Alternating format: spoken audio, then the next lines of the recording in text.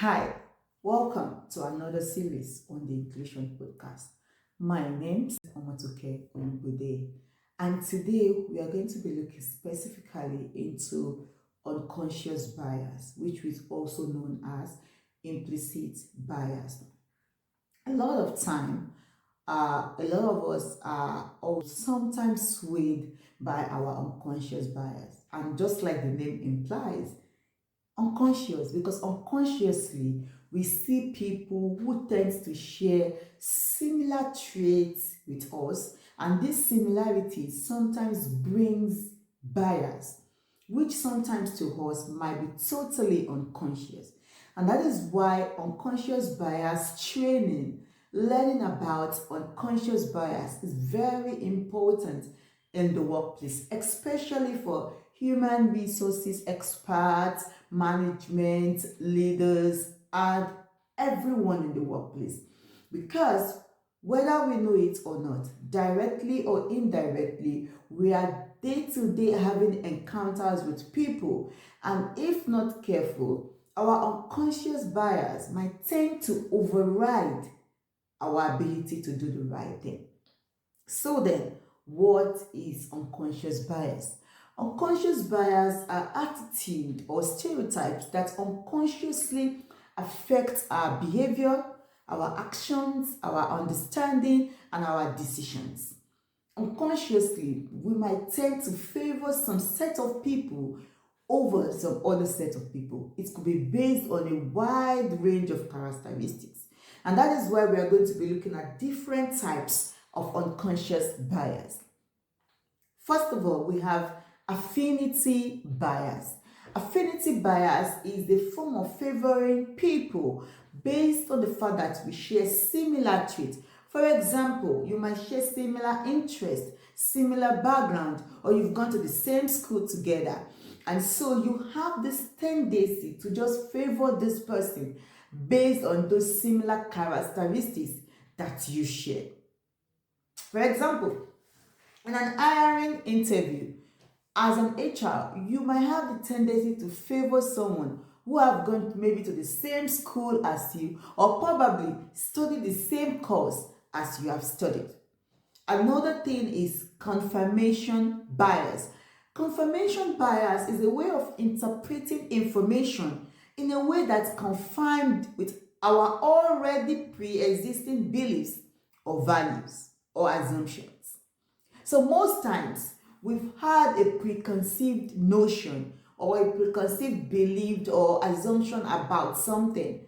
So whether we are reading a new information about it or when we come across something that is totally contrary to what we have believed before, our confirmation bias still tends to read this information in such a way that confirms to our pre-existing beliefs about it. For example, a manager who believes that his or her employee is tech savvy might continue to feel and see such employee that way even when the employee is performing below standard.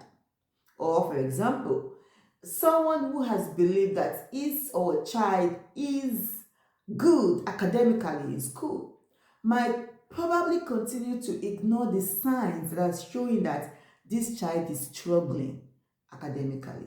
So the confirmation bias tends to interpret information that confirms to our already pre-existing beliefs, attitudes, and assumptions. Another type of unconscious bias is the halo effect.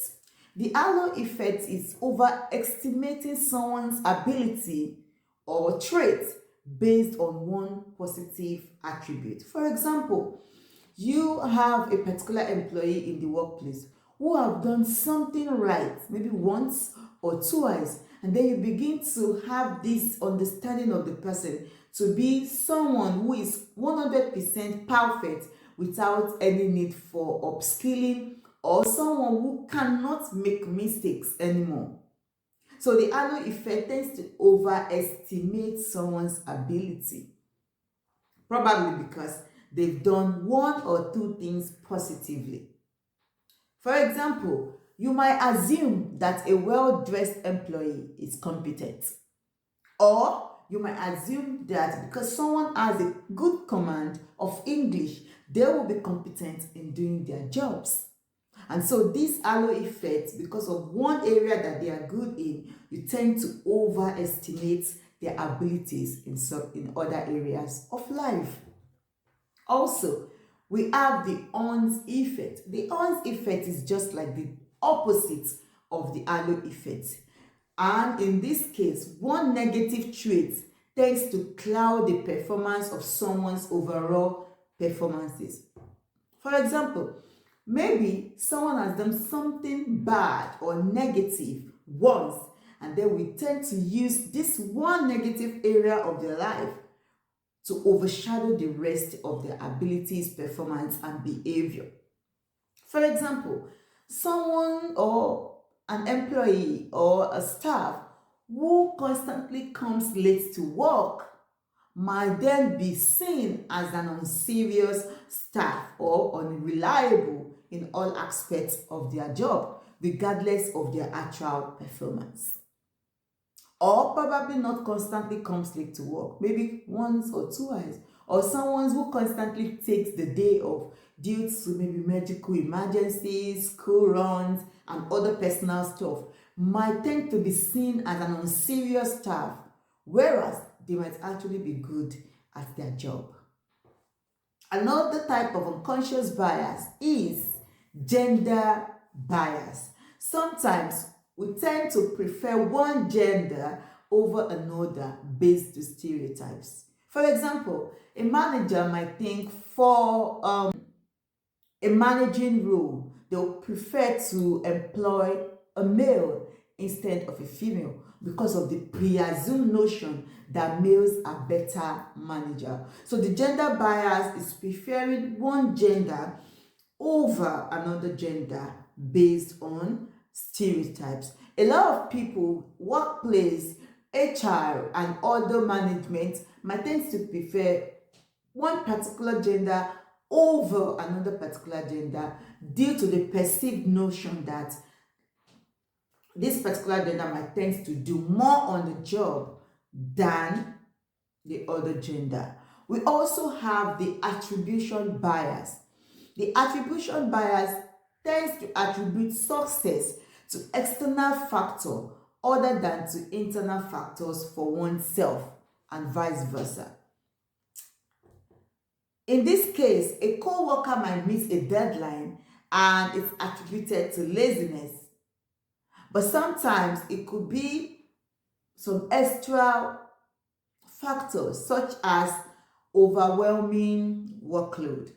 So the attribution bias is a bias in which people tend to attribute success to external factors. Oh, for example, he did well on this project because another candidate supported him, or he did well on this job because I was there to provide guidance. And then when it comes to failure, you're like, oh, he didn't perform very well because he's always coming late to work, or he didn't perform very well because he's always taking time out for medical purposes. So attribution bias tends to attribute success to other factors, but then attribute failures to external factors. We also have racial bias. Racial bias is a form of discrimination against someone based on their race or ethnicity. You go to a workplace and some of them might reject you based on your color, based on your language, based on the type of hair, and that is racial bias. When you favor other candidates over someone based on their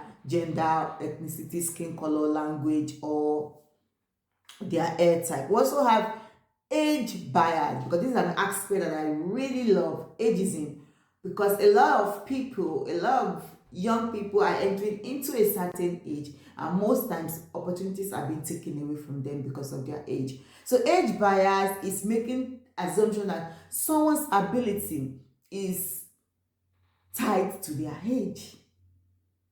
And the ageism bias works in both ways, both for the lower generation and for the older generation. So in this case, people tend to want to employ, oh, we are a tech company, and so we only want to employ people who are between this certain age, who are very skilled with tech technology and they are tech enabled and they know all their stuff in the tech industry. That is age bias. Oh, we are a fast-paced industrious company, and so we want people who are within this certain age. That is ageism.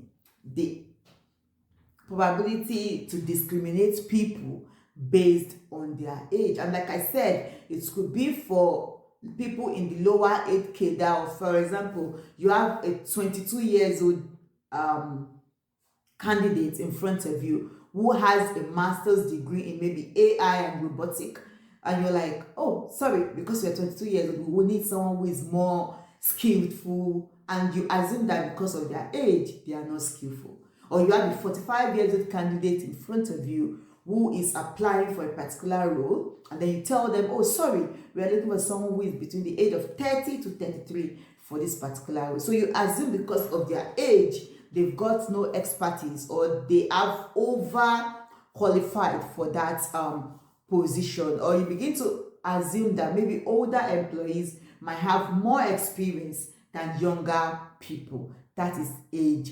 bias. Another thing is beauty bias.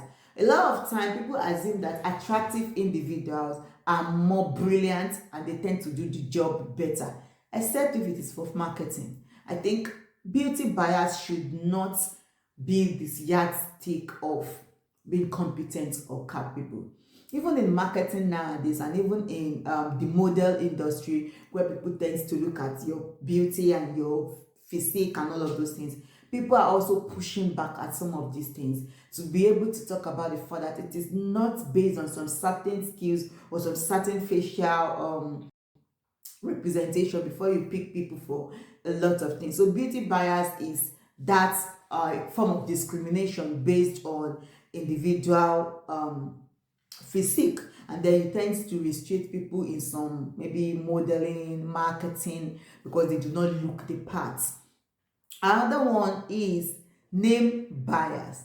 I've seen a lot of this happen most times, where someone is judged based on their name. So once you see the name, you already have an understanding that, oh, this person is probably black, this person is probably Asian, or this person is probably from maybe North America or South or Europe or Germany, and then you get to be biased based on that. And sometimes people might shun away from pronouncing your name, or removing you from a particular maybe interview because your name is difficult to pronounce. Let me give a quick example here.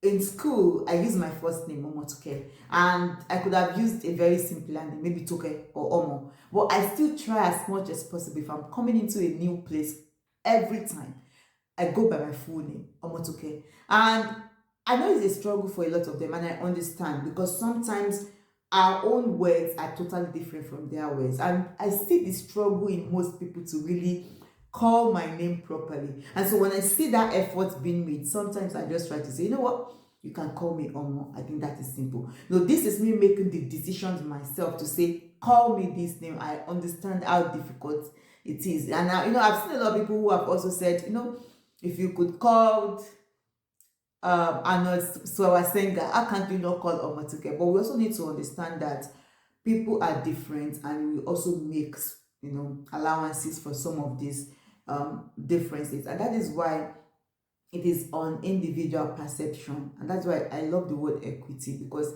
it still goes back to individual, right? So if you feel comfortable with, oh, call me Omo, oh, call me Toke, fine. But if you still want to say, no, call me by my full